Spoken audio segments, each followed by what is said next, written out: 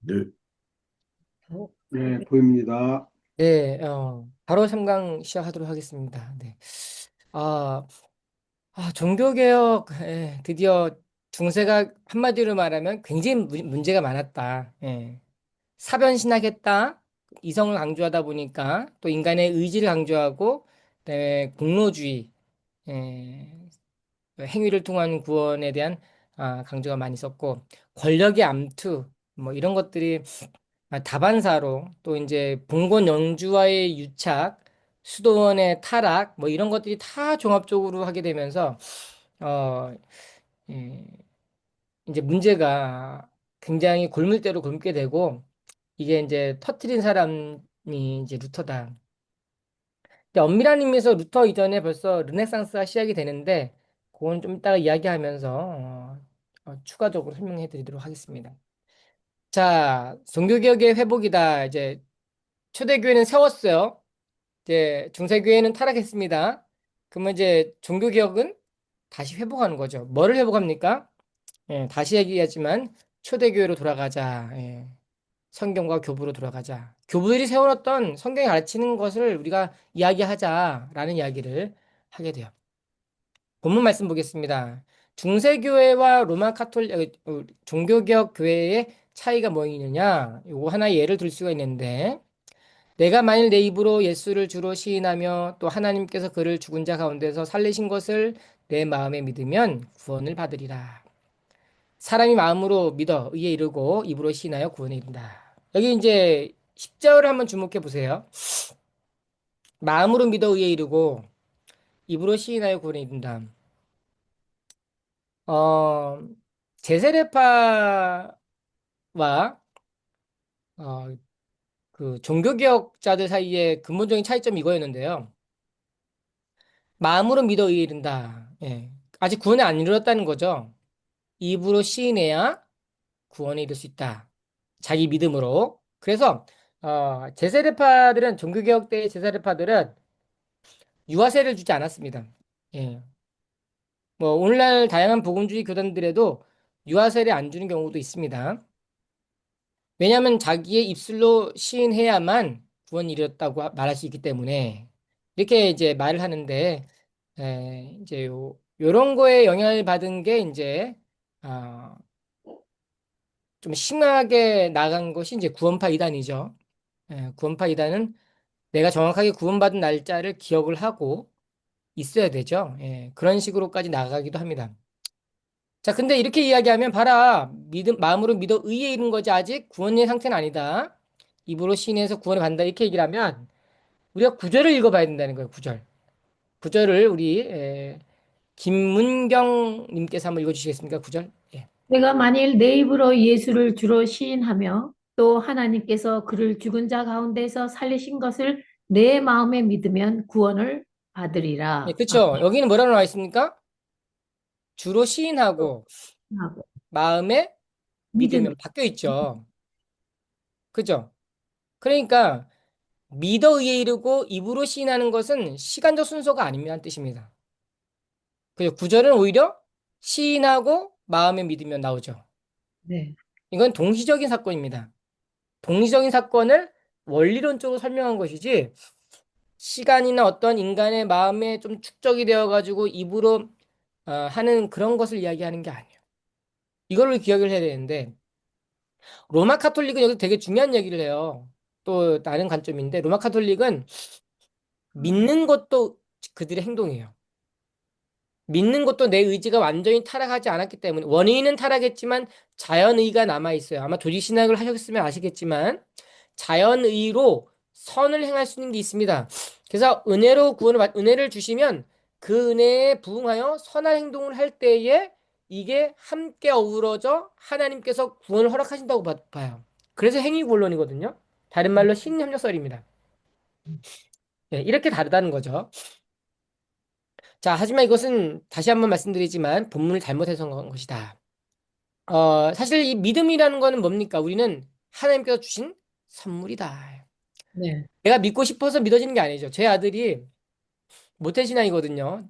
제가 목사니까. 근데 어렸을 때부터 가르치고 막 하나님 믿어진다는 거예요. 믿어지고 근데 갑자기 이제 아이가 사춘기에 접어들면서 모든 사춘기 아이들이 하는 질문을 하나 던지더라고요. 아빠, 나 큰일 났다는 거예요.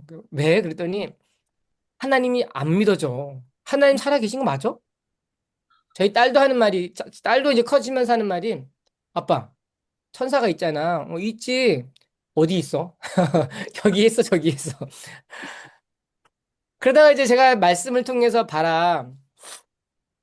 예수님이 말씀하지 않으셨느냐. 생각해봐. 예수님이, 우리가 하나님 믿는 거는 예수님을 통해서만 믿어지는 거다. 예수님이 어떤, 뭐라 그러셨어? 응? 걱정하지 마라. 근심하지 마라. 내가 너희들을 위하여 많은 곳을 예비하였으니 내가 곧 길이요 진리요 생명이니 나를 말미암 건 아버지께로 올 자가 없다. 야, 이 말을 들을 때 어때? 막 믿음이 막 생긴다는 거야, 이제. 아, 하나님 살아계신 것 같아요. 근데 또 최근에 또 아빠, 진짜 또 안 믿어진다는 거예요. 자, 그래서 말했습니다. 이성으로 믿으려고 하면 네가 가지고 있는 믿음도 없는 것처럼 느껴질 때가 있다. 확신의 강도가 약해질 수 있지만 그러나 너에게 그 믿음이 있다. 왜냐하면 그 믿음은 누가 주신 것이기 때문에 하나님께서 선물로 주신 것이기 때문이죠. 내가 믿는 게 아니라 하나님께서 주신 선물이다. 이렇게 로마서 10장 9절 10절을 해석하는 다양한 사람들이 있습니다. 자, 이런 의미에서 제가 써놨어요. 로마 카톨릭 교회 믿음과 입술의 시인에 대한 행위의 강조, 다른 교단 입으로 시인하지 않으면 확실한 구원을 받을 수 없음. 칼빈의 개혁주의 로마서 10장 9절을 먼저 읽어라. 예. 마음으로 믿는 것도 하나님께서 우리에게 주신 선물이다라는 것을 고백하는 것이 중요하다. 이러한 의미에서 우리는 루터가 옳았다라고 말합니다. 왜? 루터는 딱 떠오른 단어가 뭐 있습니까?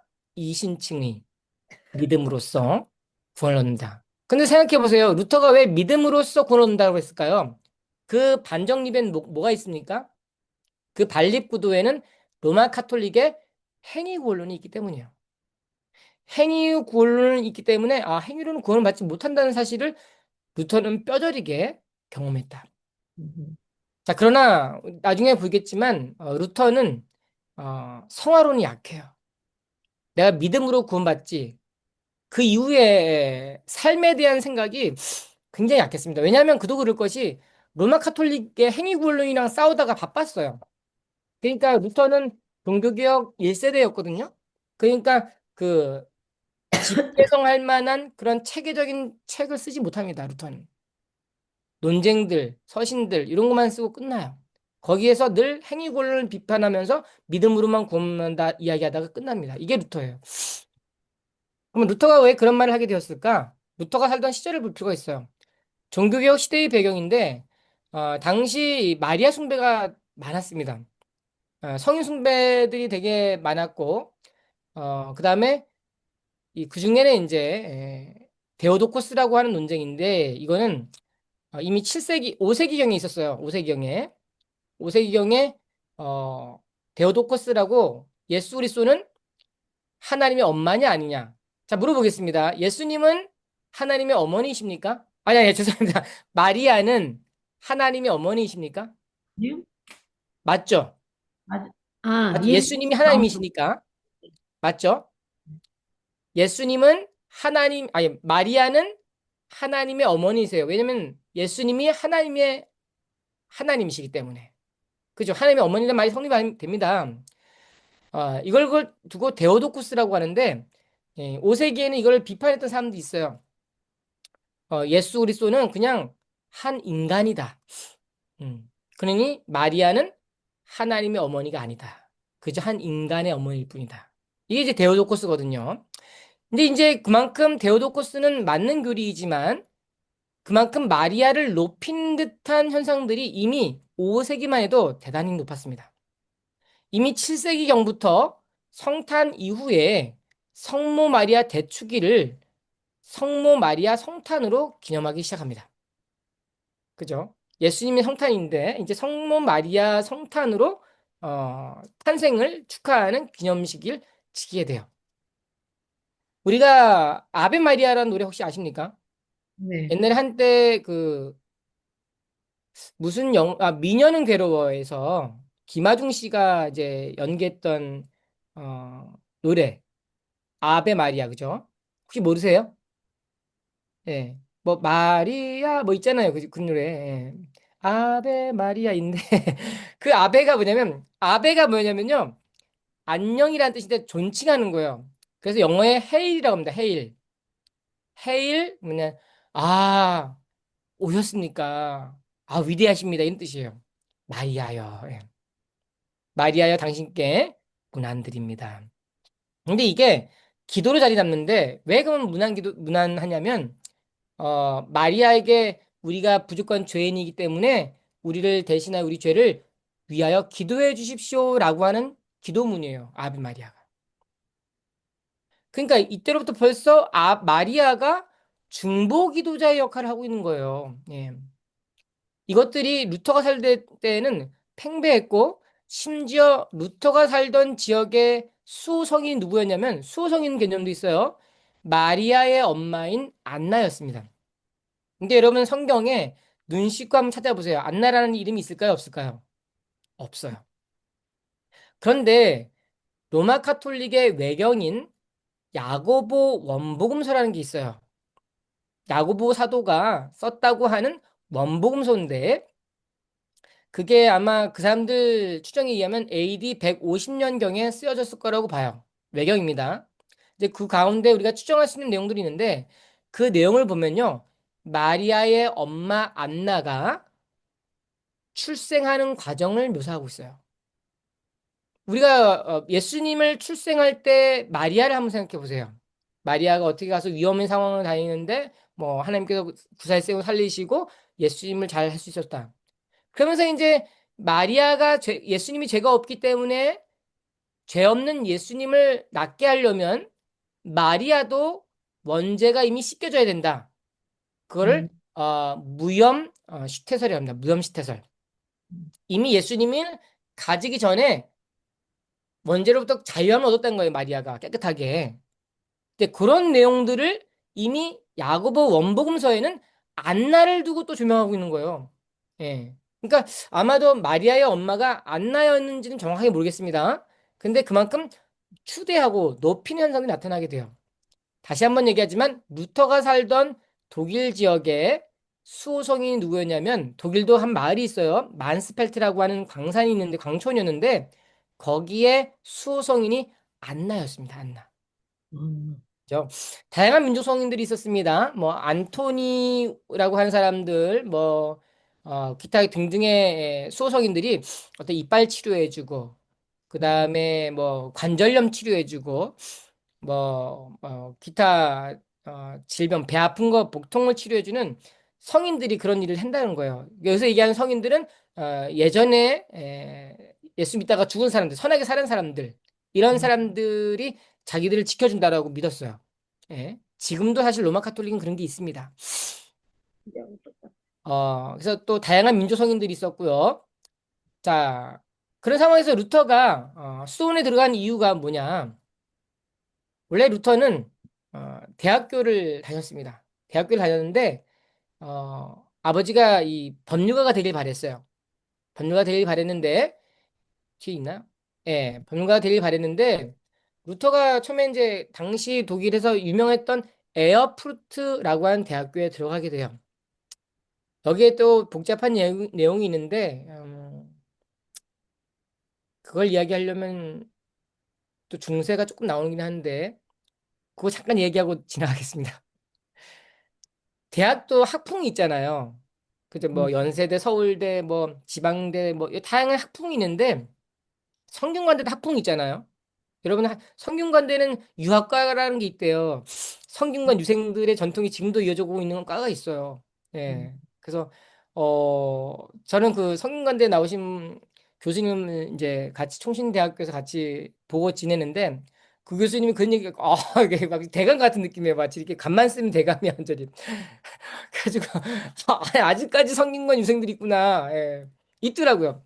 이와 같이 루터가 살던 대학교도 학풍이 있는데 루터가 갔던 에어푸르트는 막 생겨난 대학교였어요.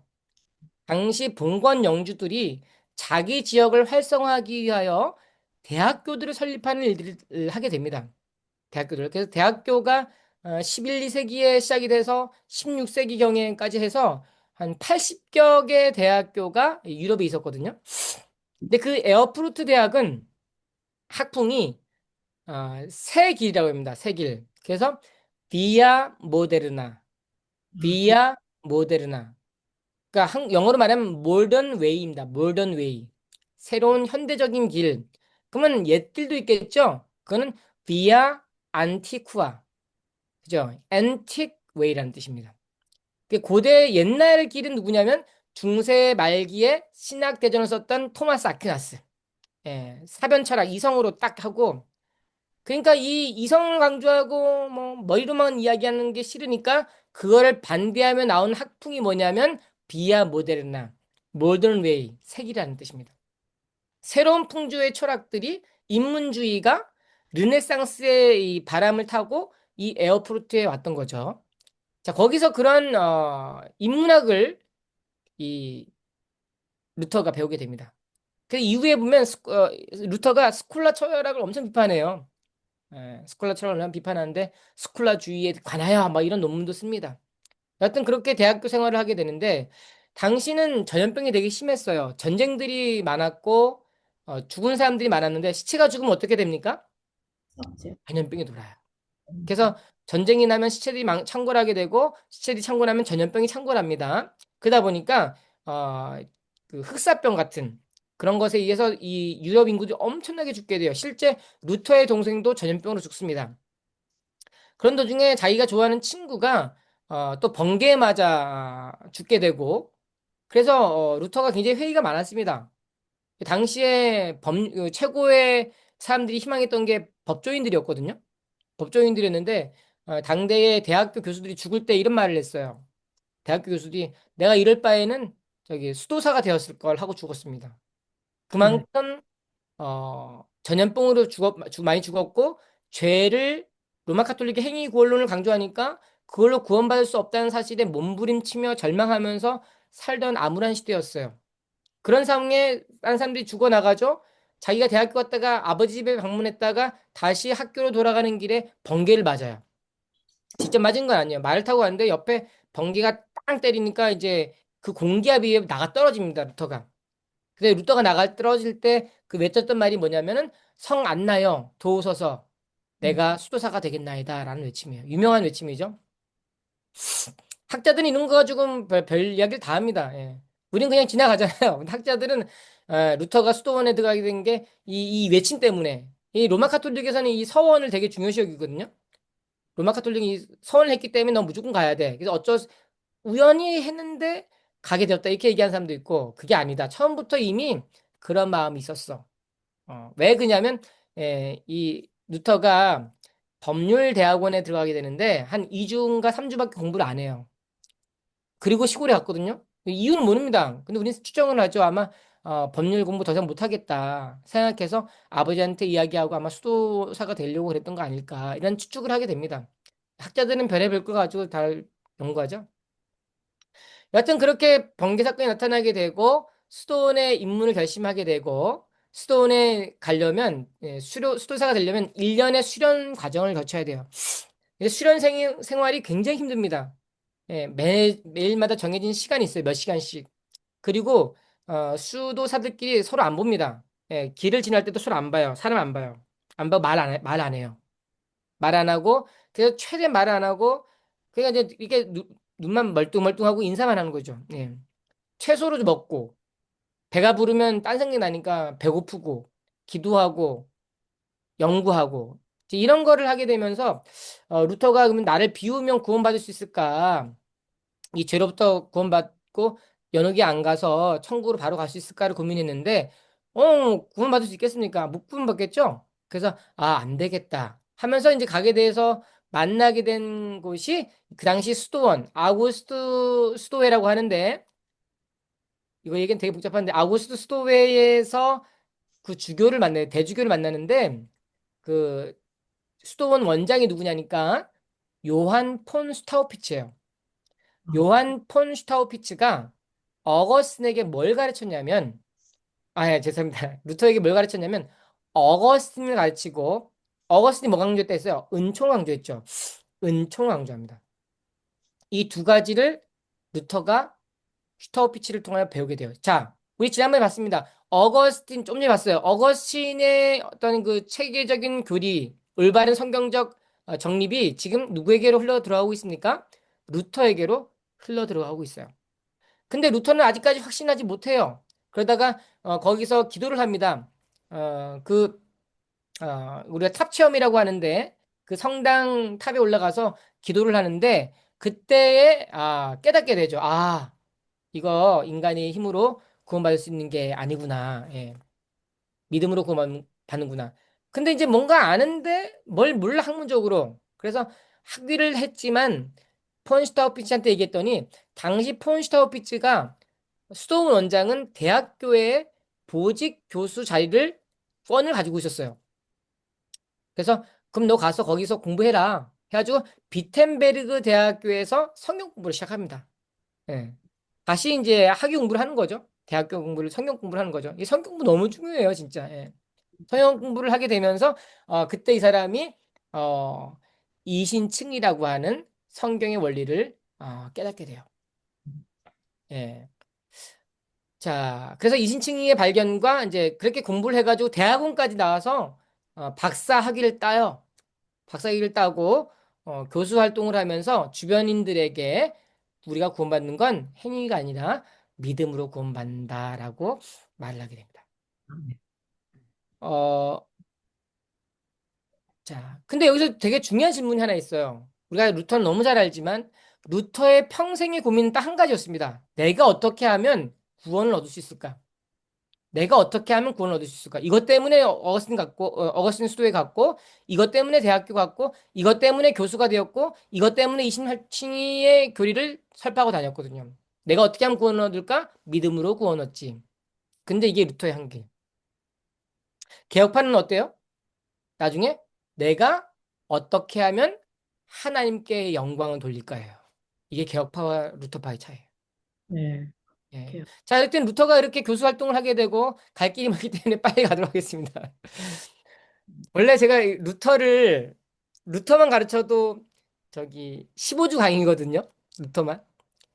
예, 네. 루터만 가르쳐도 15주 강의고 어거스틴도 15주 강의고요. 초대교회사도 15주 강의고요. 중세교회사도 15주 강의고요. 예, 종교개혁사 또 15주 강의고 칼빈만 가르쳐도 15주 강의예요. 그래서 제가 이거를 어떻게 요약을 할까 해서 많은 고민을 하고 그래서 하여튼 최대한 취객을 해야겠다라고 생각을 해서 말씀을 드립니다. 자, 루터의 이신칭이 하면 딱 나온 게 우리가 너무 잘 알고 있는 거죠. 1517년 면제부 판매입니다. 1517년. 소위 이야기하는 우리 고등학교 때 배웠던 95개조 반박문이죠. 예. 근데 학자들은 95개조 반박문이라고 말 안 하고 95개조 논제라고 말을 해요. 왜 그러냐면 우리 고등학교 때는 95개조 반박문으로 배웠거든요. 근데 이게 원래 반박을 하려고 하는 게 아니고 학자들 사이에 논의해보자 학회를 열려고 했던 거예요. 루터가. 그래서 95개조 논제가 더 맞습니다, 사실은. 그죠? 그래서 95 아티클이에요. 아티클 논제는 반박은 이제 약간 아규하는 거잖아요. 아규먼트. 근데 그게 아니라 95개 논제다. 지나가면서 그냥 한마디 하는 겁니다.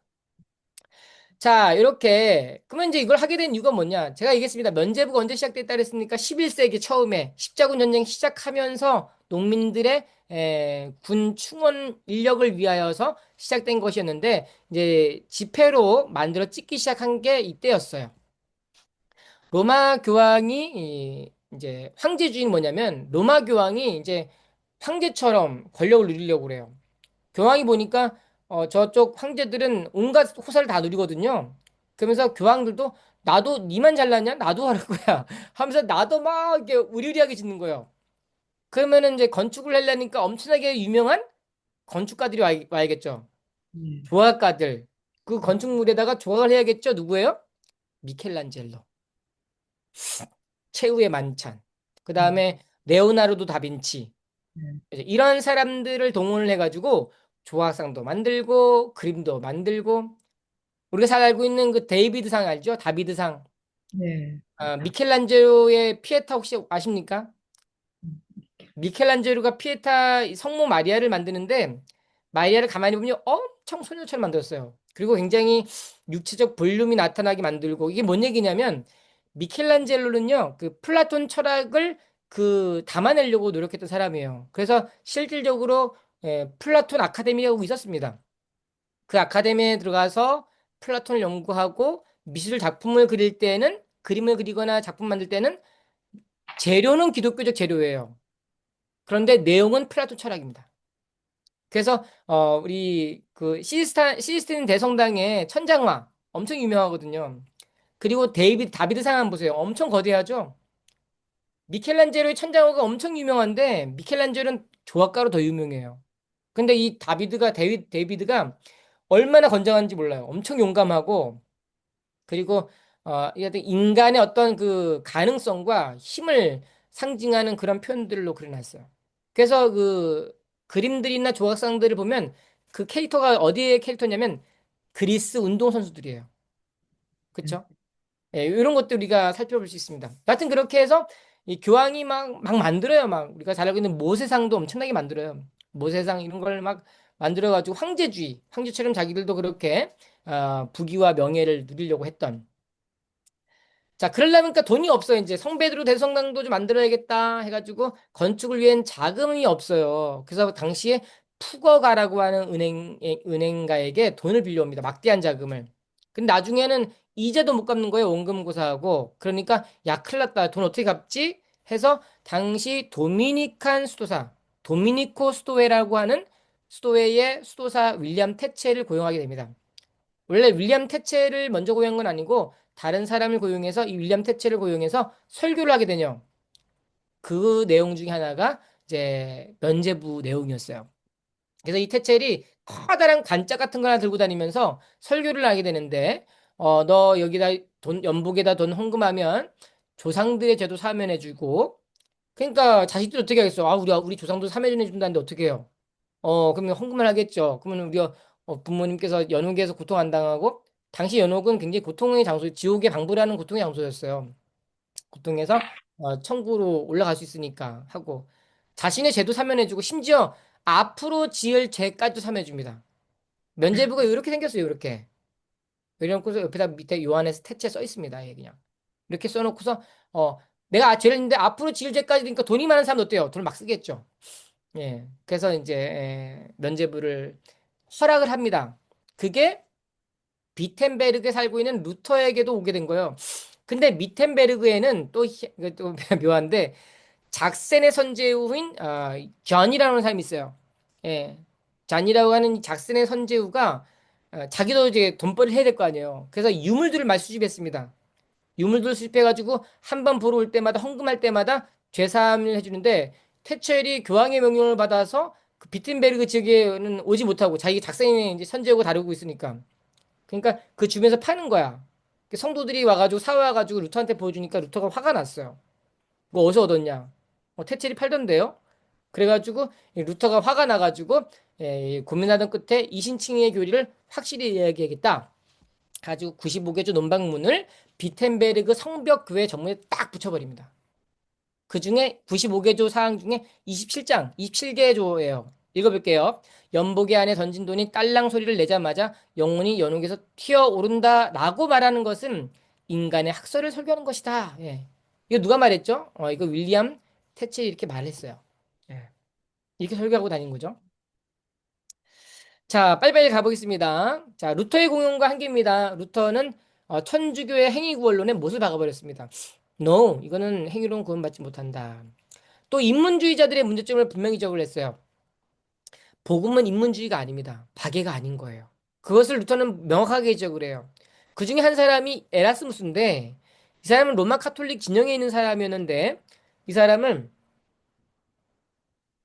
우리가 교황의 어떤 사제들의 부패 이런 걸 지적을 하면서 우리가 삶의 개혁이 있어야 된다라고 이야기했던 사람인데 나중에 교황이 야 너 처신 똑바로 해라 어느 편이냐 그랬더니 이제 에르스무스가 저는 교황님 편입니다.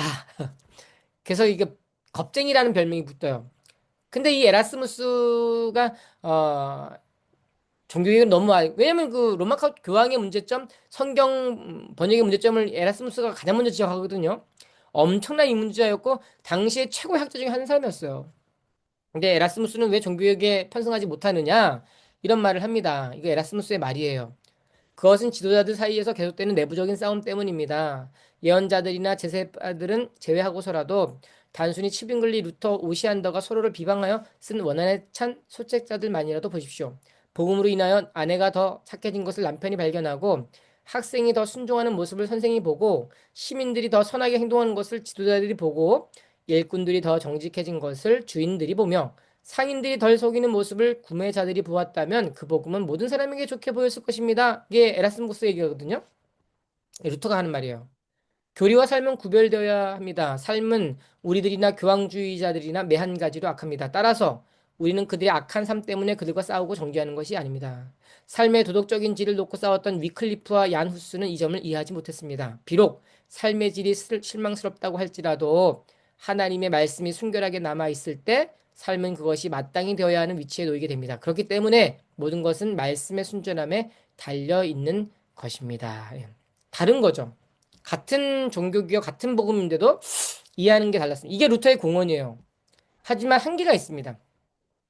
다시 한번 얘기하지만 루터는 믿음으로 구원받는다 했기 때문에 행위에 대한 알러지가 있어. 근데 여러분 우리 신약 성경 중에 행위를 강조하는 서신이 하나 있죠? 야고보서입니다. 야고보서에 너희가 뭐 행위 없는 믿음은 죽은 믿음이다. 그러면서 귀신도 믿고 떤다 하면서 그걸 비판하는 걸 보고 야고보서를 Epistle of Straw, 지푸라기 서신이라고 폄하하게 됩니다. 세 가지 이유인데요. 야고보서는 행위에 의한 의의를 가르친다는 거예요. 두 번째, 그리스도가 아니라 율법을 설교하고 세 번째, 복음의 내용이 없다. 이렇게 이야기를 하는 거죠. 야고보서를. 잘못 이해하는 거예요. 왜 그랬을까요? 믿음과 삶을 통전적으로 이해하는 힘이 약했기 때문입니다. 그게 루터의 한계예요. 믿음은 강조했어요. 믿음으로. 왜냐면은 그럴 수밖에 없었죠, 루터는. 그런데 삶까지는 강조하는 데는 약했습니다. 예. 그러다 보니까 루터까지는 그나마 삶을 강조하긴 했지만 믿음을 우월시하다 보니까 그 이후에 루터란들은요 완전히 믿음과 삶을 이원화하는 경향으로 나가버립니다. 우리는 여기서 다루지 않을 거지만 그렇게 나오게 된 게 바로 독일의 루터파 경건주의 운동이에요. 그렇죠? 이거는 여기서는 다루지 않겠습니다. 자, 이게 종교개혁 루터를 받고요. 이후에도 되게 많아요. 예, 뭐 멜랑흐톤도 있고, 뭐 치빙글리도 있고, 뭐 개혁판 더 많아요. 근데 그 중에 우린 칼빈만 보려고 그래요. 자, 칼빈이 뭐라 했습니까? 솔리데오, 오직 하나님께만 글로리아, 영광을. 예, 오직 하나님께만 영광을. 이게 칼빈이에요.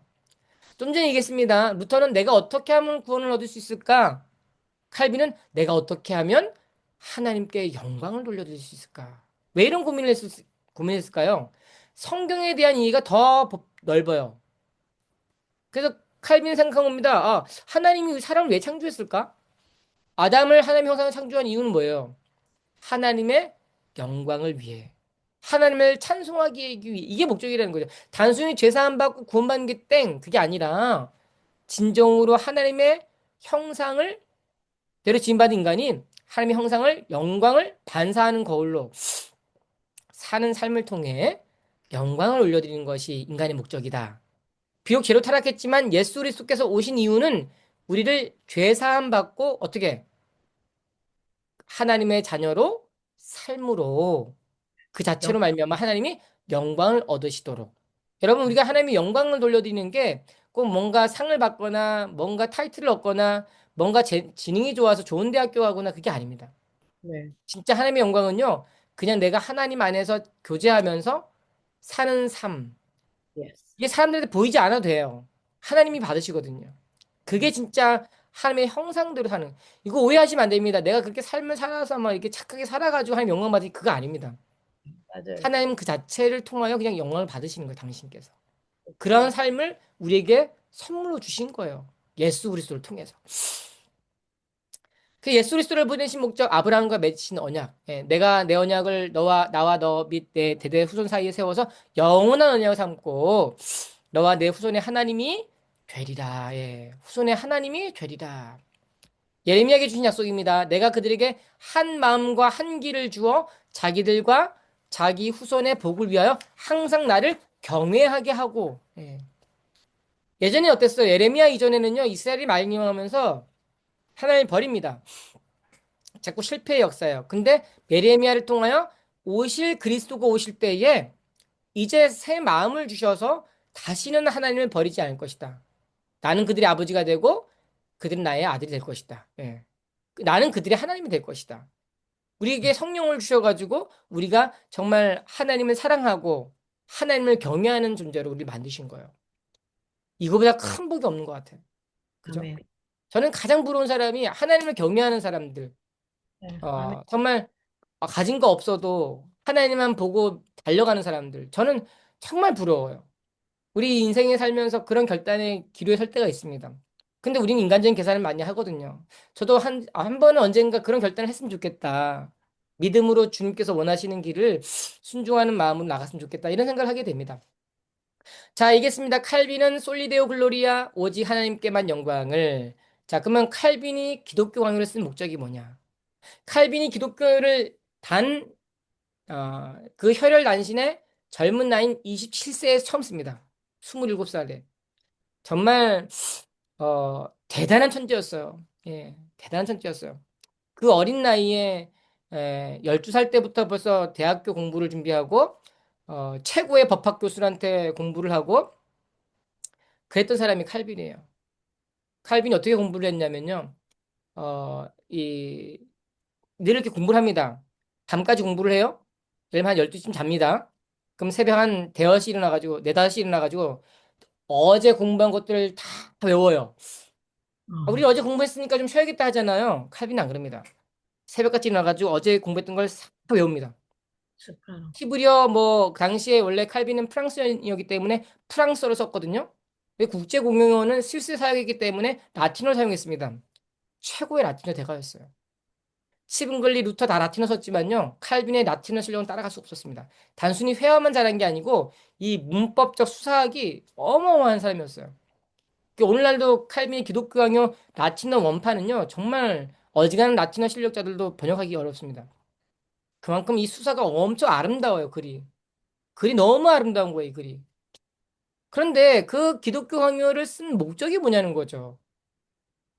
그 세 가지 용법이 있어요. 문병호 교수님의 말에 의하면 총신대학원의 조희신학 교수님이신데 교훈적이다, 가르치는 거죠. 신앙 고백적이다, 내 신앙을 고백하는 거예요. 변증적이다, 이건 로마 카톨릭이 기독교를 박해하니까 이 박해를 맞서기 위해서 당시 프랑스의 왕인 프란시스 1세에게 헌정하는 서신을 쓰거든요. 우리 기독교 로마 카톨릭 이야기하는 것처럼 그런 이단 아니다. 이게 변증적이라는 거죠. 근데 되게 중요한 건 신앙 고백적이라는 거. 이거를 통해 칼빈은요, 경건을 함양하기를 원했어요. 왜? 우리의 삶이 우리가 왜 살아야 돼? 하나님의 영광을 위해 살아야 돼. 어떻게 하면 하나님의 영광을 돌려드릴 수 있을까가 칼빈의 기독교 강요의 중요한 핵심이었습니다. 그래서 우리 워필드라고 하는 칼빈 전문가예요. 미국 북미의 신학자고 19세기, 20세기 헤르만 바빙크와 동시대 인물입니다. 그 사람이 하는 말이에요.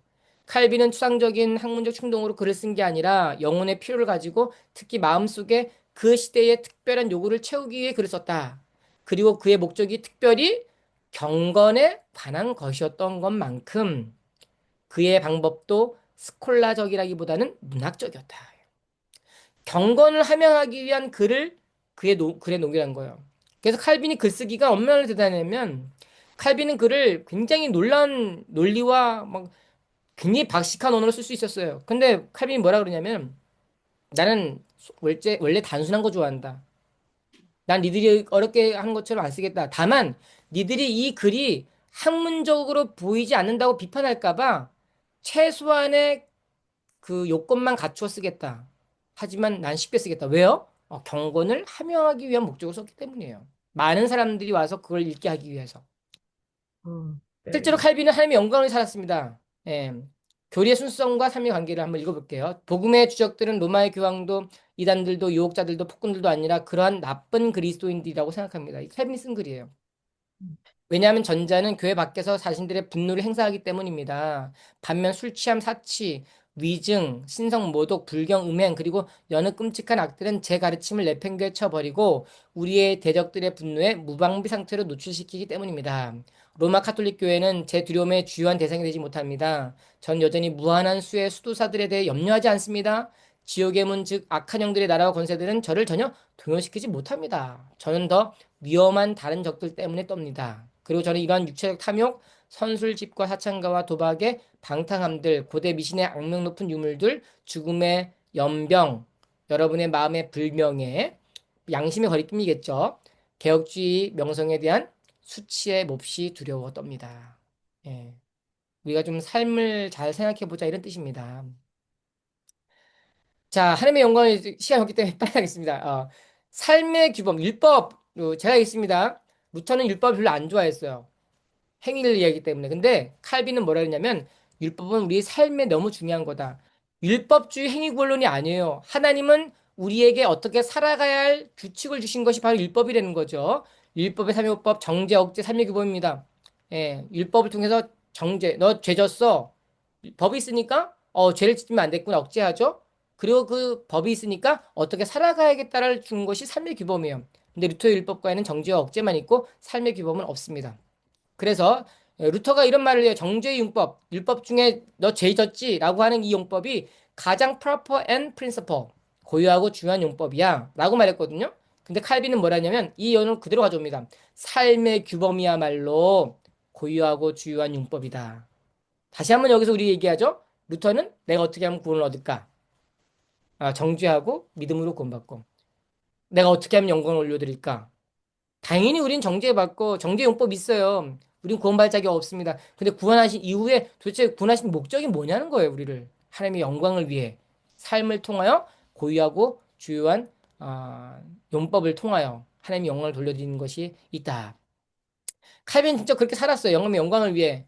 칼빈의 유명한 명구가 있습니다. 코르메움 티비 오페로 도미네 프람테 에트 신케레. 주여 내 심장을 당신께 바칩니다. 즉시 그리고 신실하게.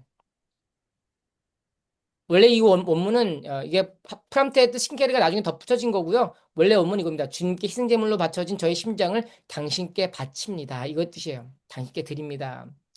파렐에게 보낸 서신에서 나와 있어요. 칼빈은 자랑하지 않았어요. 진짜. 루터는 자기 자랑 많이 해요. 사람이 다 교만하고 연약해서 저도 마찬가지입니다. 조금 하는 거 있으면 자랑하고 내가 이거보다 다 낫고 이런 얘기 하거든요. 근데 참 부끄러운 모습이지만 자랑하는 게 그리 좋은 게 아닌 것 같아요. 네, 맞아요. 근데 루터는 내가 이게 잘났다 잘났다 이러겠는데요. 칼빈 자랑하잖아요. 루터는 자기 자랑을 하다 보니까 루터가 어떻게 살았는지가 잘 나와요. 나 이렇게 했다 이때 누구랑 싸웠고 내가 승리했고 말 너무 잘했고 막 이렇게 얘기를 하는데 칼빈은 그 말을 안 하는 거야. 그래서 칼빈의 역사를 추적하기가 굉장히 어려워요. 좀 자기 자랑을 좀 해놔야 좀 역사를 서술할 텐데 그게 없는 거예요. 칼빈은 자랑하지 않았습니다. 심지어 자기 무덤에도 무덤을 만들지 말라 그랬어요. 자기 무덤도. 그러니까 제자들이 그러면은 최소한 무덤이 있어야 되지 않겠습니까? 그래 말 거면 전혀 치장하지 말고 그냥 아무도 놓지 말라. 이 칼빈이었습니다. 결론 마음과 입의 시인이 하나로 연결되어 있다. 예, 구원하신 이유는 하나님의 형상으로서의 삶의 회복이 있다는 걸 기억해야 되고 믿음과 삶이 이원해질 때 우리 루터파적 원리를 좀 조심을 하면서 항상 하나님의 영광을 생각해야 된다라고 결론을 맺어봅니다. 네, 여기가 이제 3강이고 제가 마지막 강의 예, 하겠습니다. 제가 말이 빠르더라도 좀 양해를 부탁드릴게요. 괜찮아요.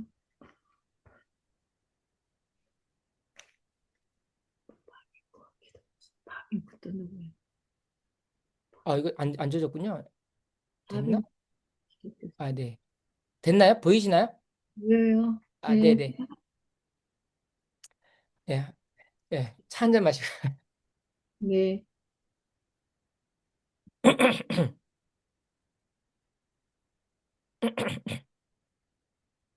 자,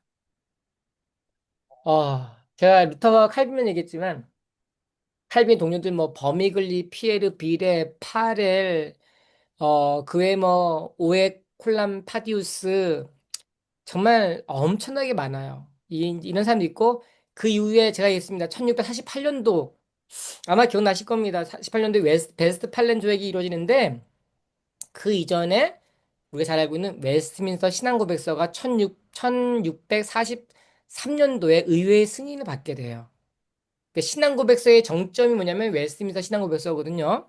그래서 이제 종교개혁사가 그때까지 엄청나게 많은 신앙고백서를 만들게 돼요. 잘 알고 있는 뭐 도로트 신경, 그다음에 웨스트민스터 신앙고백서, 하이데베르 캐터키즘, 스위스 일치신조, 뭐냐면 칼빈이 이야기했던 어, 뭐죠?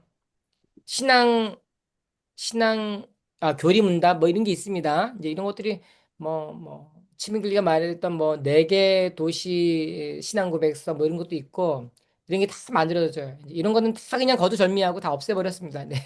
바로 그냥 19세기, 20세기로 넘어가도록 하겠습니다.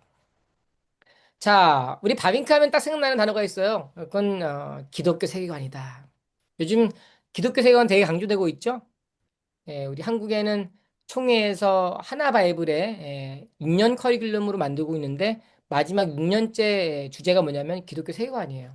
그렇게 해서 다시 한번 내년부터는 또 구약 성경으로 돌아가는데 이거를 좀 기억해야겠다.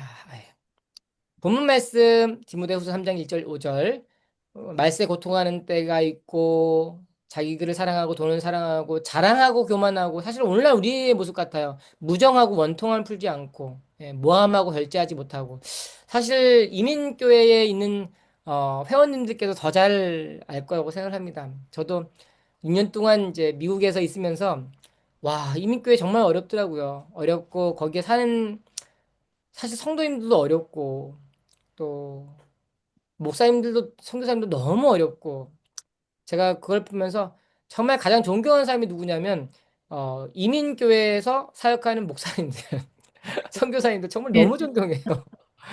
야, 그래서 저 끝날 때 와가지고 나는 한국으로 들어가야겠다. 나는 그릇이 작아서 이민교회에서는 어렵겠다. 그렇게 생각을 했는데요. 정말 저는 여러분들이 정말 대단하다고 생각을 합니다. 네, 정말 제가 나이가 연소해서 우리 같이 이 수업 들으시는 학생분들을 여러분들이라고 하는 말 자체도 정말 정말 죄송한 마음이에요.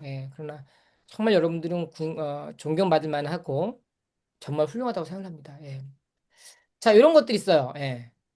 경건의 모양이 쓰는 능력은 부인하고 참. 자, 그런 것들을 다 해결할 수 있는 방법이 뭘까요? 성경이죠. 이 모든 것들이 있는데 결국 어디로 들어가야 됩니까? 성경으로 들어가야 된다. 기독교 세계관은요, 성경적 세계관과 똑같은 말이에요. 그래서 이렇게 해야 된다. 개혁적 복습은 하지 않겠습니다. 우리 이미 다 한 것이기 때문에 넘어가고요. 자, 이것도 이제 17, 18세기 이성의 시대 설명하려면 다 얘기해야 되죠. 근데 간단히 얘기했습니다. 11세기에서 13세기 약 200년간 8차에 걸쳐 십자군 전쟁이 일어나게 되는데 유럽 지역에 있는 사람들이 예루살렘을 탈환하자고 내려갔잖아요. 근데 예루살렘에 가보니까 고대 그리스의 건축물들을 보게 된 거예요. 그리고 그러니까 아니 어마어마한 거예요. 근데 고대 그리스의 건축물들은 정말 그냥 만들지 않습니다. 수학적인 공식들을 다 집어넣었고 온갖 원리들을 다 집어넣었기 때문에 당시의 사람들이 따라갈 수가 없을 만큼 대단했어요. 그리고 로마의 법 아시죠? 로마의 법? 로마법이 얼마나 심플하고 정말 실용적인지 몰라요. 그래서 법은 로마법으로 돌아가게 됩니다. 로마법으로 돌아가서 그 원리를 자기에 맞게 개정하는 작업들이 이루어지게 돼요. 그러니까 십자군 전쟁으로 갔다가 사람들이 그걸 보고 나서 뭐지? 벙 떠버린 거예요. 우리 그동안 뭐 하며 살았어? 우리 그동안 태보하며 살았네? 라고 하면서 그러면 고대의 문학, 건축, 예술 작품들을 우리가 읽고 다시 한번 회복해야겠다 하면서 나타나기 시작한 운동이 르네상스예요. 그래서 14, 15세기에 르네상스가 일어나게 돼요. 르네상스는 이탈리아 지역에서 시작된 문학과 예술의 회복 운동이다. 인문주의는 뭘까요? 르네상스 운동의 지지자들도 인간 중심적 사고에 강조를 둔 철학 사조를 이야기한다고 볼 수 있습니다. 넘어가겠습니다. 자, 인문주의가 발전을 해요. 처음엔 인문주의는 학문이라고 볼 수 있습니다. 인문주의는 고대의 문헌을 읽어야 되니까 원래 원어로 돌아가자. 그러니까 당시에는 라틴어를 썼고 뭐 온갖 자국어를 썼는데 이제 원문으로 돌아가자. 성경은 뭘 읽어야 될까요? 구약은 히브리어를 읽는 게 맞다. 그러니까 당신은 불가타 성경이라고 5세기에 제롬이라고 하는 교부가 번역해 놓은 라틴어 역본을 썼거든요. 근데 요거는 읽지 말고 구약은 히브리어로 신약은 헬라어로 읽자. 그러면서 성경 복원 작업이 일어나게 돼요. 그렇죠? 좋았습니다. 그런데 문제는 그렇게 되면서 점점점 이제 복원이 되고 이걸 인간적 관점으로 해석을 하게 되는 거예요. 그러니까 인간적 관점으로 이성적 관점으로 보니까 이해가 안 되는 거죠. 안 되거든요. 이해가 안 된 걸 다 없애버리기 시작합니다. 그래서 얼마든지 성경도 이성의 검증을 받아야 된다라고 하는 운동도 일어나게 돼요. 그래서 17세기 이성의 시대예요. 17세기 우리가 잘 알고 있는 것처럼 과학혁명이 일어나게 됩니다. 케플러의 천문학 연구. 케플러는 여러분 믿는 사람이었어요. 예, 천문학을 통해서 하나님께서 어떻게 자연 만물을 운행하는지를 보고 싶었던 거예요. 갈릴레오 갈릴레이 지동설 이 사람도 마찬가지입니다. 그런데 이게 넘어가게 되면서 이제 꽃 피죠. 그걸 계몽주의라고 얘기합니다. 제가 좀 전에 말씀드렸죠. 17세기 후반에서 18세기 계몽주의, 인간의 이성의 힘으로 기존 질서를 타파하고 사회를 개혁하려는 운동이다. 매튜 틴달이 하는 말이요. 하나님은 인간에게 신을 알기에 충분한 이성을 주셨다. 이렇게 얘기하는 거죠. 예. 이거 매튜 틴달이 한 말입니다. 그죠? 내 이성으로 파악해서 신을 알 수 있다. 그래서 구원을 받는다는 거예요. 예. 이렇게 해서 하나님의 사랑은 부각돼요. 하나님 우리 사랑하시는 분이야. 우리의 이성을 주셨어. 그래서 과학이 막 발전해. 봐봐. 이거 막 발전하잖아. 이 발전하는 것은 하나님 우리를 사랑하시기 때문에 우리의 편의를 위해 살라고 주신 도구야. 틀린 말은 아니지만 맞는 말도 아닙니다. 그렇게 하나님은 우리를 사랑하는 분이야. 그러면서 뭐가 사라지냐면 하나님의 공의에 대한 설교가 사라져요. 하나님의 지옥? 이성주를 생각해 볼 때 지옥은 너무 하나님 잔인하잖아요. 그죠? 그러니까 지옥은 무슨 지옥이냐? 라고 하는 현상들이 18세기에 점점점 등장하게 되고 강대상을 자리하게 돼요. 근데 이걸 제가 이야기하면서 좀 마음에 찔리는 건 우리들도 지옥에 대한 설교 잘 안 하죠. 그죠? 네, 지옥에 대한 설교 잘 안 하죠. 우리 조나단 에드워즈가요. 18세기 사람이라 그랬죠. 지옥 설교를 그렇게 잘하잖아요.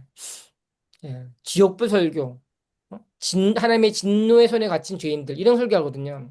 그러니까 당시 계몽주의 위험과 이 심각성을 알았던 에드워즈는 오히려 더 지옥과 공의에 대한 설교를 해요. 19세기의 말인가 2세기 초에 헤르만 바빙크가 미국에 건너가게 됩니다. 강의를 초빙받아서 갔는데 미국 교회에 큰일 났다라는 거예요. 왜냐하면 사랑은 설교하는데 공의에 대한 설교를 안 하더래요. 어떻게 하여 이렇게 미국 교회가 무너졌느냐고 이미 벌써 그 초창기 미국이잖아요. 그때도 바니까 얘기를 하게 돼요.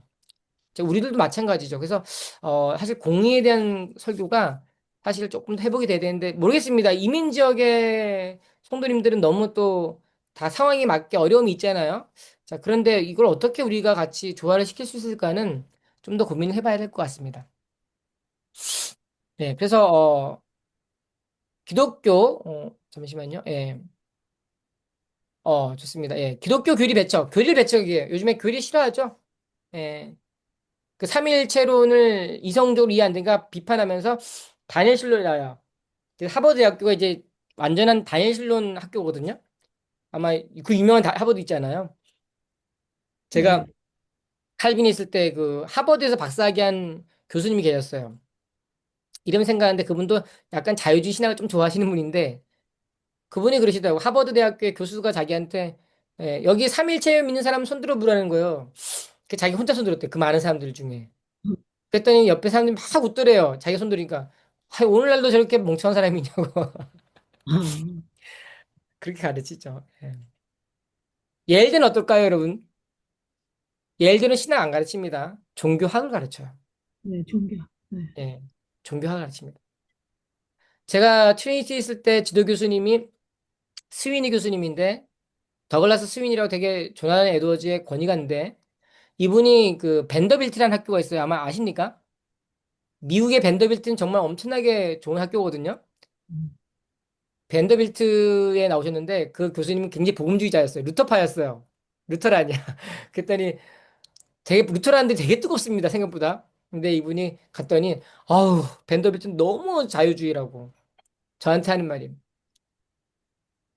근데 이분은 루터란이잖아요. 역사를 해석한 게 저는 다릅니다. 저는 그분한테 박사를 했어도 저보고 맨날 저한테 하는 말이 길선이는 웨스트민스터리안이래요. 저한테. 개혁파예요, 개혁파. 자, 이렇게 하버드 대학교 이야기하는 이유가 뭐냐면 조나단 에드워즈 살 때 에드워즈가 이제 예일대 교수로 있었거든요. 이제 예일대에 있으면서 그 하버드 대학교가 되게 또 목회를 하게 되면서 하버드 대학교가 이제 그 보스턴에 있잖아요. 대서양을 끼고 유럽에서 특히 영국의 이실론이 그 신학을 날랐거든요. 온갖 철학 서적들, 존 로크 같은 경험론자들이 철학 서적들이 그 대서양을 건너서 이 북미의 보스턴에 그 안착을 하게 돼요. 근데 하버드가 거기 있으니까 그 사람들이 지성인들이잖아요. 이제 그런 걸 읽을 때 조난 에드워즈가 편지를 보냅니다. 그 조심해라. 그 이실론이 넘어와서 철학적으로 위험한데 그거 조심해야 된다. 근데 하버드에 있던 교수들이 우린 괜찮다. 우리는 잘 지키고 있다. 얘기했거든요. 그냥 넘어가 버렸습니다. 예, 지금도 마찬가지죠. 자, 이성의 시대와 계몽주의 대표적인 사람이 임마누엘 칸트예요.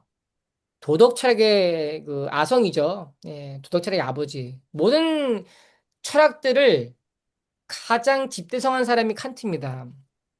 칸트가 하는 말이요. 계몽이란 인간이 스스로 책임져야 할 미성년 상태에서 벗어나는 것이다. 미성년 상태란 다른 사람의 지도 없이 자신의 지성을 이용하지 못하는 상태다. 되게 웃기죠? 미성년, 야, 너 미성년자야. 그러면은 다른 사람의 지도 없이 자신의 지성을 이용하지 못하면 너 아직 미성년자야. 네 머리로 생각해야지. 예, 미성년 상태를 스스로 책임져야 하는 것은 그 원인이 지성의 부족에 있는 게 아니라 다른 사람의 지도 없이 지성을 사용하려는 결단과 용기의 부족이 있는 경우다. 그러므로 과감히 알려고 하라. 예. 사페레 아우데. 예. 사페레 아우데. 너 자신의 지성을 사용할 용기를 가져라 하는 것은 계몽의 표이다. 예. 알려고 해라. 사실 이게 인간적으로 말 때는 맞는 말인데 성경적으로 보면 무신론이에요. 이거 잘 구분해야 됩니다. 이게 이제 이 세상의 세계관인 거죠. 우리 한국에 입시가 되게 많잖아요. 그죠? 입시가 치열하잖아요. 저 서로 성공하려고. 제가 미국에 있을 때만 해도 그게 좀 약했거든요. 미국의 아이들이 공부는 열심히 해도 그렇게 경쟁이 치열하진 않았고, 제가 알기로 아마 캐나다나 호주도 그런 걸로 알고 있거든요. 맞습니까? 조금 그게 좀 자유롭지 않으세요? 자유롭죠. 네, 그래서 아이들이 키우기 너무 좋더라고요. 저도 네. 그래서 아들이 초등학교 2학년 올라가다 한 학기 하고 왔는데 너무 아쉬운 게 얘 교육이 좋구나 진짜. 근데 한국에 와서 한국화 돼가지고 엄청 고생하고 있습니다. 그럼에도 불구하고 아들한테 얘기를 해요. 어, 주변에 아이들이 공부 잘하는 아이들이 많으니까 야 공부가 다가 아니다. 그냥 우리 성실히 하면 돼. 성실히 하고 성적이 안 나와도 나는 아빠는 정말 너무 그걸로 감사할 거야. 하나님 그걸로 영광 받으신다. 이렇게 얘기를 하는데 그래도 스트레스 받는 게 많은 것 같아요. 자, 이렇게 해서 결국 프랑스 혁명이 일어나게 됩니다. 예, 국가의 주권은 국민에게 있다. 우리는 누구에게 있다고 믿었어요? 하나님께 있다. 근데 하나님께 무슨 하나님께 있어? 사람에게 있지. 이게 주권 재민설이에요. 민주주의 뭐예요? 백성이 주인이다. 백성의 주권이 백성에게 있다 이거잖아요. 근데 이걸 잘 이해해야 됩니다, 여러분. 기독교 민주주의가 있어요. 근데 기독교 민주주의가 우리 대표적인 예가 우리 기도할 때 꼭 정치인들을 위해서 기도하죠. 뭐라고 기도합니까? 그들이 하나님을 두려워하게 하시고, 그죠? 하나님을 두려워하게 달라. 그게 진짜 기독교 민주주의예요. 왜냐하면 정치인들을 세우는 분이 누구예요? 하나님이시죠. 하나님은 어떻게 세우십니까? 국민들의 투표의 방식을 따라 세워요. 투표의 결과는 하나님께서 하신 거거든요. 그죠? 그렇게 한 것이지 나에게 투표권이 있다고 내가 주인인 건 아닙니다. 내가 투표하지만 믿음으로 투표하는 거고 그 배후에 하나님께서 계신다는 것을 인정하는 거거든요. 그러니까 이 정치인들이 뭐 이렇게 무소불위의 권력을 누린다면 진짜 조심해야 됩니다. 하나님을 안 믿을 수는 있어요. 그러나 자기보다 그 위에 상위 권세가 있다는 것을 인식하는 그 정치인이 정말 하나님을 두려워하는 정치인이거든요. 우리는 그걸 항상 가지고 있어요. 대표적인 철학자가 볼테르라는 사람, 악당을 타도하라고 합니다. 이게 뭔 얘기냐면, 이게 말하는 악당은 나쁜 악당이 아니에요. 나를 어떤 게 더 의존하게 만드는 거. 예를 들면 종교를 타도하라는 거예요. 왜 내가 할 수 있는데 하나님을 의존하느냐? 그럼 하나님도 악당이에요. 하나님 타도해야 됩니다. 종교는 인간의 자유로운 생각을 억압하는 기관으로 봤어요. 볼테르가. 청년이 고민을 해요. 삼위일체론과 예수님의 부활에 대한 의심. 삼위일체론 그건 사람이 지어낸 거 아니냐. 다 이러한 이신론적 영향을 받은 결과입니다. 예수님의 부활도 마찬가지예요. 예수님의 복음서 너무 좋대요. 근데 부활은 못 믿겠다는 겁니다. 예. 예수님은 자신의 멘토는 좋아요. 부활체는 못 믿겠다는 거예요. 그러면 성경 다 뒤집는 거거든요. 공자를 믿는 것과 불교를 믿는 것과 다를 바가 없습니다. 그래서 이런 것들이 실제 청년들 사이에 많은 고민들로 자리 잡고 있어요. 자, 이제 20년 끝났으니까 19세기 의지의 시대입니다. 현대주의로 넘어가요. 19세기 의지, 이제 합리주의 힘들다. 이제 의지로 가자. 라고 하면서 나오게 된 두 가지 흐름이 있는데, 문학서적으로 보면 낭만주의예요. 그래서 이게 문학이 꽃피는 시대, 18세기, 19세기 문학이 완전히 꽃펴요. 예, 그걸 낭만주의. 대표적인 작품이 있습니다. 샬롯 브론테의 제인 에어. 혹시 영화로 보셨습니까? 영화? 제인 에어? 보신 분 계시면 손 들어 보실까요? 예, 안 보셨네요. 예, 신앙하는 분들 이런 것도 잘 봐주시면 좋습니다. 아, 이게 낭만주의라는구나. 로만티시즘. 이성의 반대예요. 감정을 중요시 여깁니다. 그래서 이성적이고 객관적인 것을 배척하고 낭만과 환상, 느낌과 감정을 중요시 여기는 거예요. 약간 실존주의적인 어떤 경향이 강한 것이죠. 이게 문화사적으로 나온다면 저는 이제 제인 에어 대가 되게 좋아했거든요. 저는 원래 낭만을 좋아하고 이 사랑 연애물을 되게 좋아했기 때문에 되게 좋아했는데 알고 봤더니 신앙을 해보니까 낭만주의더라고요. 그 다음에 이제 신학적으로는 자유주의 신학이 대두하게 됩니다. 소위 이야기한 진짜 자유주의 신학. 19세기는 뭐라고 그러냐면 윤리신학이에요, 윤리신학. 대표적인 사람이 프리드리히 슐라이어 마허. 독일 사람이었고요. 의존 감정이라는 걸 얘기해요. 이 사람이 얘기하는 건 믿음이란 뭐냐? 우린 뭐라 그랬습니까? 하나님께서 우리에게 주신 선물. 근데 믿음이 그게 아니에요. 인간의 의지로 내 의지를 발휘해서 의존하는 감정. 이게 믿음이라는 거예요. 이 모든 종교에는 이 의존 감정이 있고 절대 의존 감정이 가장 큰 종교가 기독교다. 이 사람의 말에 의하면 종교가 점점 진보합니다. 진화론을 이제 종교적으로 접목시킨 건데 종교학을 한 거죠. 여러분에게 물어보겠습니다. 다신론이 좀 더 발전한 종교일까요? 유일신이 더 발전한 종교일까요? 다시. 네, 그렇죠. 유일신이죠. 예를 들면 이것도 믿고 저것도 믿고 저것도 맞고 저것도 맞고 한다면 뭐가 맞는지 모르잖아요. 근데 이게 더 맞다라고 하는 건 더 확실하니까 이걸 발전으로 보는데 슐라이어 마어는 세 가지를 얘기해요. 이슬람교, 유대교, 기독교. 이게 가장 최상위로 발전한 것이다. 근데 나중엔 기독교가 제일 발전할 것이다. 절대 의존 감정이 가장 강하게 발휘되는 종교는 기독교다. 이렇게 말을 해요. 슐라이어 마어의 글을 제가 예전에 미국에 있을 때 직접 읽은 것입니다. 그러니까 믿음은 하나님이 주신 선물이 아니에요. 내 내부에서 발생하는 이 의지를 통해 발생하는 신적 계시의 출발점이다. 내 의지의 발휘는 하나님의 계시가 되고 맙니다. 이걸 두고 우리는 범실론이라고 말해요.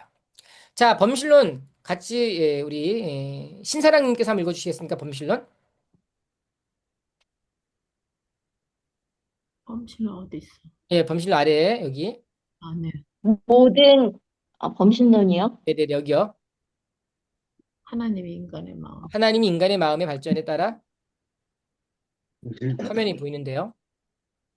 어, 하나님이 인간의 마음의 발전에 따라 자기 자신의 다다름, 네, 이게 범실론이에요. 하나님이 모든 것에 판이에요, 판. 판테이즘. 전체 임하는데 식물에도 있고 인간의 마음 가운데 의지 가운데 임해서 이것이 인간의 의지를 발휘해서 점점 의존하면서 하나님 스스로가 자신이 되어져 가는 범실론, 진화론적 요소가 여기에 있게 돼요. 자, 이런 거가 나오니까 어떻게 해요? 기독교는 반대해야겠죠? 맞서야겠죠? 그러면서 기독교 세계관은 용어가 생기게 됩니다. 그걸 두고 뭐라 하냐면 크리스천 월드뷰라고 그래요. 이성과 철학에 대한 개혁주의 관점은 사실 18세기 조나단 에드워즈의 글에서도 발견할 수 있어요. 모든 인간의 철학과 학식에도 불구하고 하나님으로부터의 계시가 없었더라면 우리가 자연이나 종교라고 부를 수 있는 그 어떤 것도 존재할 수 없었으며 우리는 영원한 흑암과 의심 끊임없는 논쟁과 엄청난 혼돈 속에 빠져 있었을 것이다. 굉장히 명언입니다. 너희들이 아무리 철학적으로 학식적으로 뛰어난다고 할지라도 하나님의 계시가 없었더라면 그 어떤 것이라도 있었겠느냐. 이성과 철학의 한계에 대해서 비판하고 있습니다. 아브라함 칼픈 말이에요. 사람들은 하나님 말씀 앞에 순종하지 않는다. 왜냐하면 말씀을 하나님의 실제 말씀이라고 붙들지 못하기 때문입니다. 이게 진짜 기독교 세계관의 핵심이죠. 우리가 성경을 읽으면서 설교를 들으면서 하나님의 말씀으로 이해하지 않고 들을 때가 있습니다. 아, 오늘 설교 좋다. 오늘 예화 잘한다. 전 목사님 구변 능력이 좋다. 전달력이 되게 좋고 감정이 풍부하다. 근데 정작 하나님의 말씀이구나. 그러니 내가 어떻게 이 말씀 가지고 은혜 가운데 살아가야 될까? 이 생각 안 한다는 거예요. 말씀에 순종한다는 건요. 목사님이 설교할 때에 그러니까 와서 깡통 좀 주우세요. 쓰레기 좀 주우세요. 이 주우라고 하니까 단순히 주는 것도 순종이긴 하지만 그게 아니라 말씀을 붙드는 게 순종입니다. 아멘. 이게 하나님의 말씀입니다. 맞습니다. 이 붙드는 거. 이게 순종이 없부터 시작이 된다는 거예요. 카이퍼 바빙크의 기독교 세계관 아브라함 카이퍼가 말을 합니다. 죄송합니다. 힘드네요. 예. 우주, 천사들, 만물, 인류, 결혼, 죄, 은혜, 고통, 지구의 현 상태, 인류 사회의 질서, 모든 정의와 지배권 등이 기원뿐 아니라 여전히 흥미를 자극하고 개개인의 삶을 둘러싸고 있고 마음속에서 진행되는 모든 것의 기원이 창세기에서 펼쳐진다. 이 때문에 창세기는 교회와 열방, 정부, 가정과 사회와 삶, 전 사상계에 극히 중요하다. 교회는 우리의 삶 전체를 지배하는 창세기의 확실한 것들로 회중을 확고하게 세우려고 끊임없이 노력해야 하며 주일학교와 교리문답 학급에서 모든 사람의 노력이 우리의 존재 전체와 삶과 실존의 기본적인 원칙들을 미래 세대의 의식 속에 확고히 세워주는 것을 목표로 삼아야 한다. 예, 와, 이게 진짜 기독교 세계관이죠. 위에서 살펴봤던 뭐예요? 이 계시가 없었더라면 에드워즈가 얘기했던 거와 똑같아요. 말씀을 붙들어야 된다. 창세기가 그 모든 것을 다 보여주고 있어요. 결혼의 문제, 죄의 문제, 의뢰의 문제, 고통의 문제, 지구의 현 상태, 이 모든 것의 원론적인 답안이 어디 있습니까? 창세기 말씀에 있어요. 하나님의 모든 구원 경륜과 계획들이 거기에 나와 있기 때문에 이런 것을 생각할 때 한 개인이 교육할 때 한 아이의 삶이 완전히 변화가 되는 거죠. 아브라함 카이퍼가 말합니다. 기초가 탄탄한 신자는 준비된 답을 항상 갖고 있다. 더 이상 의심하거나 주저하지 않으며 자기에게 주어진 계시에 머물러 있다. 너무 놀랍죠. 예. 철학자는 철학을 추구한다. 그러나 하나님의 말씀을 알고 있는 신자는 자신만의 철학을 하고 있다. 진정한 철학자는 뭐예요? 기독교 신자라는 거죠. 실제에 대한 견해를 갖고 있고 관점을 갖고 있다. 이 관점으로부터 자신의 뒤와 주위와 앞에 있는 것에 대한 견고한 견해를 갖는다. 이게 되게 중요한 것 같아요. 특히 사춘기 아이들을 교육하는 주일학교 교사들, 또 주일학교를 담당하시는 교육부서 사역자들, 교회를 관리하고 운영하시는 담임 목사님들도 이러한 이 기초가 탄탄한 신자, 이 관점, 예, 하나님 말씀을 알고 있다라고 하는 이 관점 자체가 이 인생 자체를 다 우리의 삶으로 인도해 주시는 것 같아요. 헤르만 바빙크가 이런 말을 합니다. 우리 교회의 학문적 소명, 우리가 과연 시대의 상황을 이해하면서 시대의 필요에 응답하는 신학을 가지고 있는가? 이 시대를 우리가 이해를 할 때 많이 이야기하잖아. 근데 되게 중요한 얘기입니다. 교회 없는 신학은 죽는다. 메말하다는 거예요. 신학은 뭐예요? 교회를 세우게 하는 거죠. 그런데 이걸 한 가지 꼭 기억해야 될 게 있습니다. 신학 없는 교회는 시들고 만다. 예. 네. 신학 없는 교회는 시들고 만다. 소리는 많죠. 많이 왁자지껄 사람들은 많을 수 있어요. 근데 다 허공을 치는 거와 같다. 뭐가 딱 오면 그냥 흩어져 버리고. 그래서 어떤 그 교육 전문가 목사님이 그러시더라고요. 한국 기독교 교육은 실패했다. 이 대표적으로 코로나 터졌을 때 많이 떠났잖아요. 그죠? 제가 다니는 교회도 3분의 1이 떠났어요. 교회 안 나온 사람 진짜 많아졌습니다. 근데 우리 주일학교 교육계 실패했다라는 거야.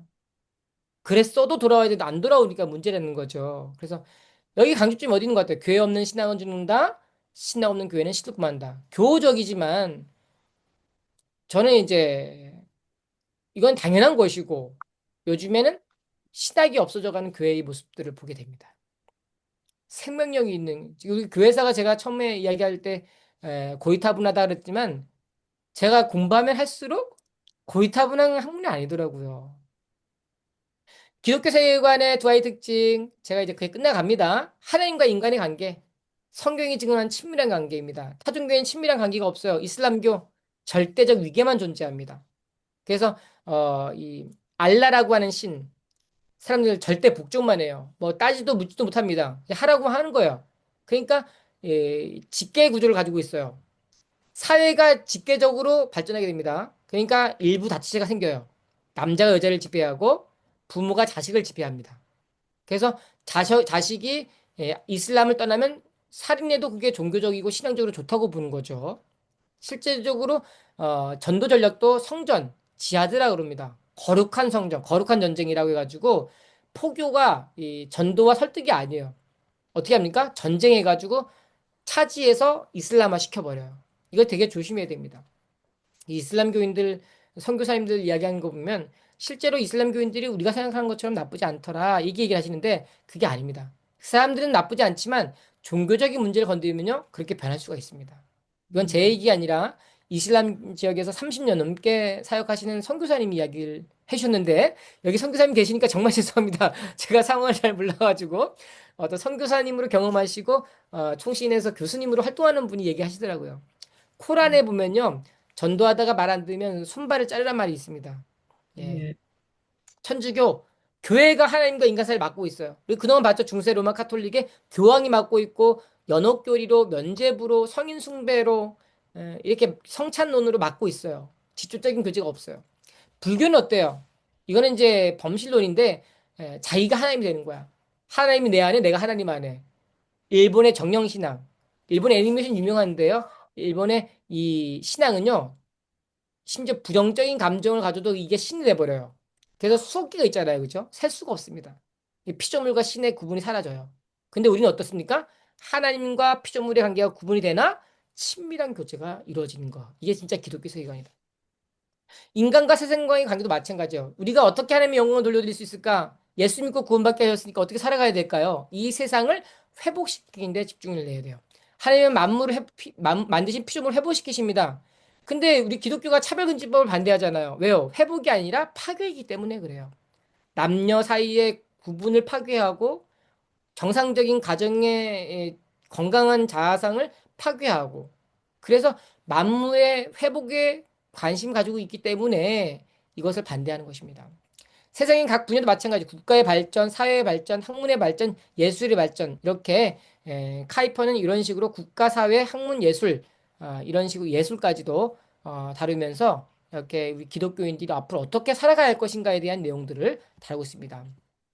예술 발전의 구체적인 간단히 적어놨어요. 구약시대 예배 찬양. 제가 찬양을 한번 예를 들었습니다. 다윗이 찬양대를 조직하고요. 신약시대 예배 찬양, 암브로스 때 비로소 예배 찬양이 나오게 됩니다. 왜냐하면 박해가 심했기 때문에 사람들이 기도를 가서 조용조용히 을절이었거든요. 들킬까봐. 근데 을절이면서 이제 함께 같이 찬양이 이제 형성이 되기 시작을 해요. 찬양할 때 되게 주의할 게 있습니다. 노래의 무게가 음정이나 곡조가 아니라 영혼과 심장에 놓일 수 있도록 그걸 주의를 해야 되고 칼빈이 말합니다. 확실히 노래가 하나님과 천사들의 눈에 차게 진중이 조절되어 있다면 거룩한 행위들의 고상함과 은혜가 조화롭게 가미될 것이며 우리의 마음에 기도하고자 하는 참된 열의와 열망이 불붙게 될 것이다. 그럼에도 불구하고 우리의 마음이 말씀의 신령한 뜻에 집중하기보다 우리의 귀가 곡조에 더 쏠리는 일이 없도록 어김없이 주의를 다해야 한다. 이 음악에 대한 개혁파의 기독교 사회관의 발전을 볼 수 있어요. 음악과 하는 예를 들었고요. 학문도 마찬가지고 과학자가 되든 수학자가 되든 마찬가지입니다. 적용. 다음 세대의 교육의 관건은 어디에 있는가? 중요한 겁니다. 올바른 세계관, 인생관의 교육입니다. 세계관은 세상을 바라보는 관점인데 이건 전체 인생을 바꿔버려요. 중요한 핵심이 있습니다. 신학과 신앙과 생활은 불가분의 관계다. 내가 올바로 알고 올바로 믿고 생활하는 것은 아주 연결되어 있어요. 그래서 이 디모데후서 3장 16절 17절 말씀 제가 적어놨고요. 그 성경 말씀은 성도의 삶에 생생하게 역사한다. 기독교 세계관에 제가 처음에 뭐로 시작했습니까? 하나님의 말씀을 붙잡는 거. 말씀에 순종하는 것은 말씀을 하나님의 실제 말씀으로 인정하는 데 시작이 된다. 하나님의 말씀은 살아있고 활력이 있어 자유의 날에서 어떤 것보다도 예리하며 혼과 영과 및 관절과 골수를 찔러 쪼개기까지 하며 또 마음의 생각과 뜻을 판단하나니 이러한 마음을 가지고 진정한 다음 세대를 어떻게 생각해야 될 건가 영혼에 대한 갈망과 애통을 불태우라 라고 적용해 보았습니다. 네, 이상으로 딱 1시간 30분, 한 30분까지 시간을 맞춰